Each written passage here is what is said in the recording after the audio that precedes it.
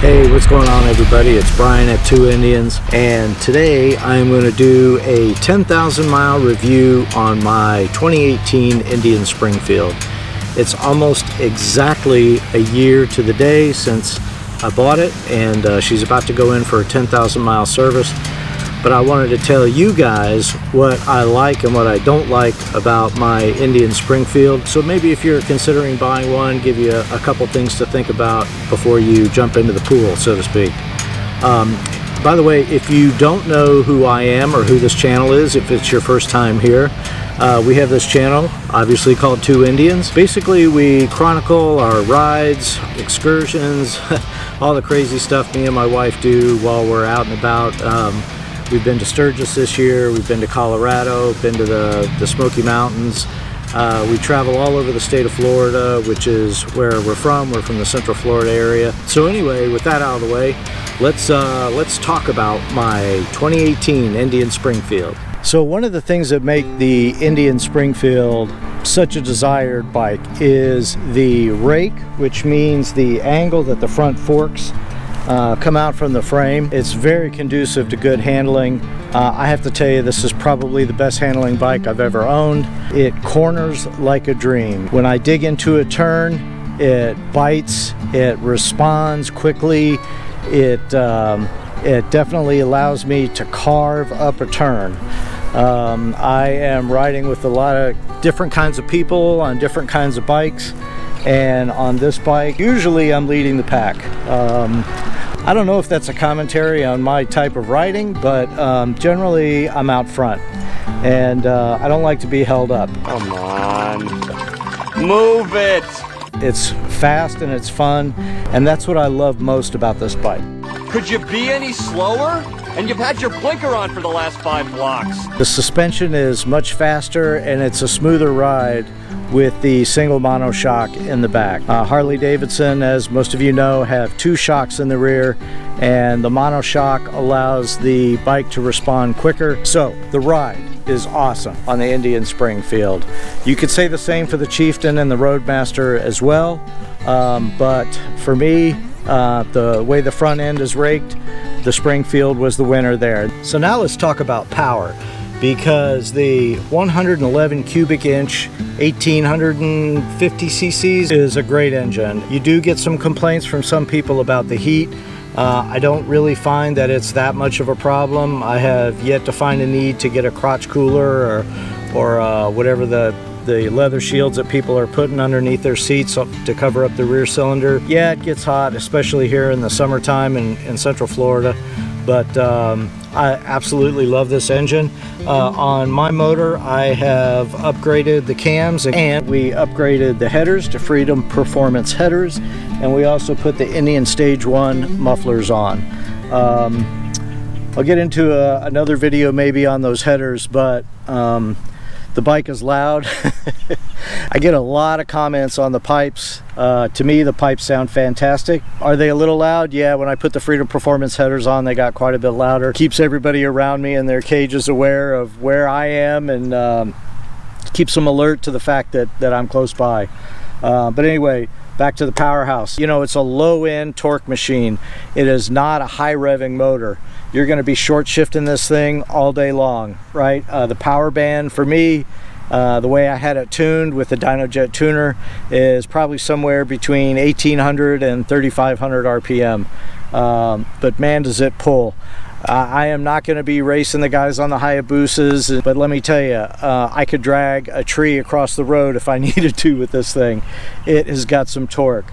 And you know, you can get these things tuned by somebody with a dyno, which is what I did, and you can have them kind of shift the power band around to where you like it. I like it low on the bottom end.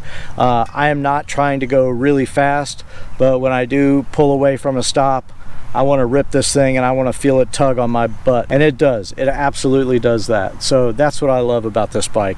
The engine, the motor, everything in the drivetrain. The transmission feels fantastic. Have I ever missed a second gear shift? Absolutely, but I know you guys have too. Don't lie to me now. But you know, I've also heard about the clutch cables breaking on these. I've heard reports that it is somewhere up in the clutch lever where the cable attaches to the lever. I was talking to one of the techs today at the dealership, and he said that it happens a lot when people switch out their bars or they roll their bars up or down because it adjusts the tensioning point on the cable, and that might cause a problem. But other than that, you know, here I am at 10,000 miles. I have no issues whatsoever. All right, so that covers the powertrain. Another reason I went with the Springfield is the windshield. I love being able to take my windshield off. Here, let me show you what it looks like off. Here, let me show you a little bit better. It looks lower, it looks meaner, it looks leaner, makes it look faster and sleeker, makes it look like a different kind of bike altogether when you take the windshield off. Here, I'll put it back on. Boom, there, it's back on. See, changes it completely when you take that windshield off. So I don't do long rides with it off. I use it when I'm going around town, heading up to the bike night, you know, just short errands, whatever. Love riding with it off, but I love the fact that I can take it off or I can put it back on. And you can't do that with a Chieftain. You can't do that when you've got a big fairing on the front of the bike. And so for me, it was important to be able to take it off. You know, maybe it's kind of an old school thing, I don't know, but I'd say, I don't know, maybe 30% of the time I ride without it. Okay, maybe 15% of the time I ride without it, but I still ride without it. And maybe that's because we're doing a lot of longer trips, but on the long trips, I definitely like having the windshield. Let's talk about something else I like about this, the paint. The colors on the bike kind of really appealed to me, so I decided to go with the Springfield. This two-tone color scheme was not available in a Chieftain, and when I saw it on the showroom floor, I just fell in love with the color, mainly because you don't see a lot of other bikes in this color. You know, I have to say that's probably one of the main reasons why I went with Indian. American made, yes. Classic styling, yes. But not everybody and their brother has one of these things. Wherever I go, I'm at a gas station, street light, whatever, people are always looking at it and really commenting what a great looking bike that it is, and that they never see them. And you know, if you're on a street glide or road glide, I love those bikes, or Road King. They're awesome bikes, deluxe, limited, whatever. But you know what, to be honest, man, I think they're everywhere and everybody and their brother has one. So I try to stay away from things that everybody else has. I wanted to have something different, and that's why I went with an Indian, because I think it's you know, it's something that's unique and special, just kind of like me. I'm unique and special, right, honey?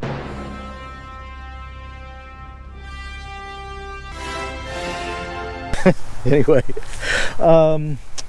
so that's what I like about my Indian Springfield. I like the way it looks, I like the way it handles, I like the power that it has, and I like its reliability. I think that's really important to talk about also.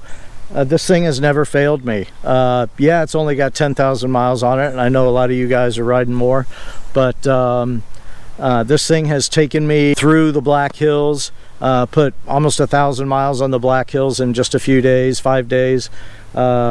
All over Colorado, rode in Colorado for probably another 5 or 6 days, not a problem. The key fob seems to work. I'm going to get the battery replaced when I take it in for my 10,000 mile service, because I don't want to be stranded. But this bike has been super reliable. Yes, the tire pressure monitor does light up from time to time on a chilly day, but I think that's just the nature of physics, is it not? Let's talk about some of the things that I don't like about the bike, okay? Okay. Okay? Okay. Okay. Here's a common issue that a lot of people have a problem with. Here, I'm going to zoom in really close here. You see this peeling and cracking on the fender here on this chrome trim? It's been a problem for a lot of Indian owners, and for that reason I've thought about taking off that fender altogether, the skirted fender, and putting it on an open fender. That's one thing I don't like about the bike. Let's see, what else? Is there anything else I don't like about, you know, some people complain about comfort on the seat. I've put a lot of miles on this thing. You know, I've spent up to 8 hours a day in the saddle, and I really haven't had any issues at all with the comfort level of the seat. Do they make better seats? Sure, I think they do. But, you know, if you went with a Corbin or an Ultimate Seats or something like that. But I've never really found a need to change the seat. It just has not really been an issue for me. Now, I've got a couple long trips coming up where I'll be doing 10-12 hours, and I may be doing an iron butt here soon, and so maybe I'll change my mind after that, but I don't know. I think it's going to be okay. I think I'm going to survive, right? At least I'm not on a bobber, right? Whew, that thing is like sitting on a cord of wood, man, let me tell you. You know what, I think that's it. I think that's covered just about everything that I love about my Indian Springfield. It has been a fantastic bike. It's been a bike that, quite honestly, I think I'm going to be one of those people that just holds on to their bike for a long time. You know, a lot of people will trade it in every year and get the newest, latest, greatest. I honestly don't see myself trading this thing in. All right, so in another year or two, you could check back and see if I'm full of crap.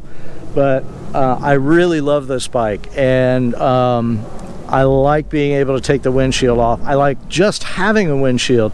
You know, when I sit on, I'm digressing here, but when I sit on my wife's bike and she has the fairing in front, I can't see the front wheel. I can't see right in front of me. Do I need to? Probably not, because, you know, I'm always scanning the road far ahead, but it kind of makes me uncomfortable, I guess. I don't know, having a fairing in front of me. So anyway, I appreciate you guys watching. If you like this video, I'm going to do what everybody does, and I'm going to ask you to subscribe. We do appreciate you watching. We also have a Facebook page as well, and on that page, generally doing daily updates. If you do like what this channel is about, please do subscribe. All right, thanks a lot, and I will talk to you guys soon.